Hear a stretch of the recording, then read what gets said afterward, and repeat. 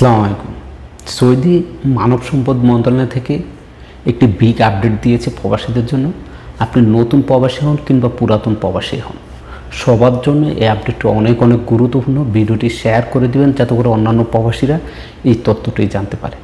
দেখেন, আপনি যখন এক্সিট রি-এন্ট্রি ভিসা লাগাবেন, ভিসা লাগিয়ে আপনি দেশে যাবেন, দেশে যাওয়ার পর যখন আপনার ছুটির মেয়াদ শেষ হয়ে যাবে, আপনি কিন্তু তখন আবার রিটার্ন সৌদিতে ব্যাক করবেন, অর্থাৎ সৌদি আরবে চলে আসবেন।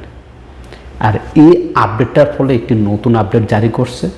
অনেকেই আছেন যে আপনি ছুটিতে যাওয়ার পর আপনি আর আপনার মালিকের কাছে আসেন নাই, বা আপনি আপনার কোম্পানির কাছে আসেন নাই। এরপরে কী করেন, 15 দিন 1 মাস পরে আপনি আবার নতুন ভিসা নিয়ে সৌদি আরবে যে কোনো কোম্পানির কাছে বা যে কোনো মালিকের কাছে চলে আসতে পারতেন এতদিন যাবত। এখন থেকে যে নতুন আইনটি কার্যকর হয়েছে, এর ফলে আপনি সেই সুযোগ সুবিধাটা আর পাচ্ছেন না।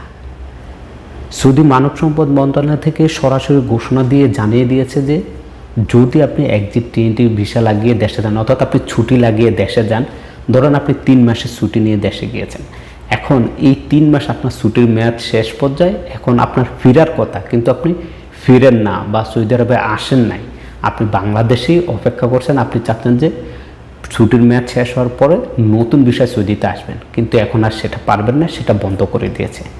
আপনি ছুটির মেয়াদ শেষ, আপনি যদি ছুটির মেয়াদ থাকা অবস্থায় যদি এই দেশে না আসেন, সেক্ষেত্রে আপনাকে আগামী 3 বছরের জন্য ব্যান করা হয়েছে। এই 3 বছরের মধ্যে আপনি সৌদিতে আর আসতে পারবেন না।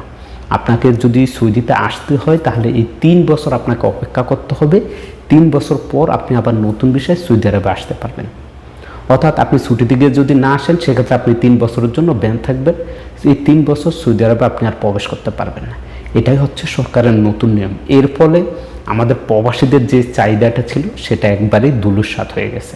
কেননা অনেক প্রবাসী আছেন এই গত 4-5 মাসে মালিক ভালো না, কোম্পানি ভালো না, অনেকেই ছুটিতে দেশে গিয়েছেন কিন্তু আসেন নাই। তারা চাচ্ছেন যে নতুন বিষয়ে আসবেন, আর পারবেন না, একেবারে বন্ধ করে দিয়েছে। এখন থেকে ছুটিতে গিয়ে যদি আপনি না আসেন 3 বছর ব্যান থাকবেন। এখন অনেকেরই প্রশ্ন যে এই 3 বছর কাউন্ট কবে থেকে হবে, সেটাও মানব সম্পদ মন্ত্রণালয় থেকে জানিয়ে দিয়েছে। ধরেন আপনি ছুটিতে গিয়েছেন জানুয়ারি মাসের 1 তারিখ, এই যে 26 সাল চলতেছে, জানুয়ারি মাসের 1 তারিখ, আপনার ছুটির মেয়াদ হচ্ছে 6 মাস।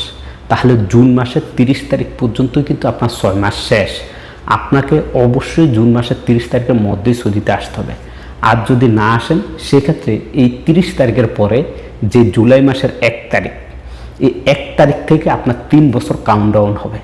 অর্থাৎ আপনার ছুটি যদি আজকে শেষ হয়, আগামীকালকে থেকে টানা 3 বছর হিসাব হবে। তো এবার আপনি চিন্তা করে দেখেন, আপনি কবে গিয়েছেন, কবে থেকে আপনার কবে 3 বছর হবে, কত সালে 3 বছর পূর্ণ হবে, কোন মাসে 3 বছর পূর্ণ হবে, কোন তারিখে 3 বছর পূর্ণ হবে, সেটা আপনি হিসাব করে নেন। এই 3 বছর পূর্ণ হওয়ার পর আপনি আবার নতুন বিষয়ে আসতে পারবেন। তাই অবশ্যই ভিডিওটা বেশি বেশি করে শেয়ার করবেন, আমাদের হাজার হাজার প্রবাসী ভাই উপকৃত হবে।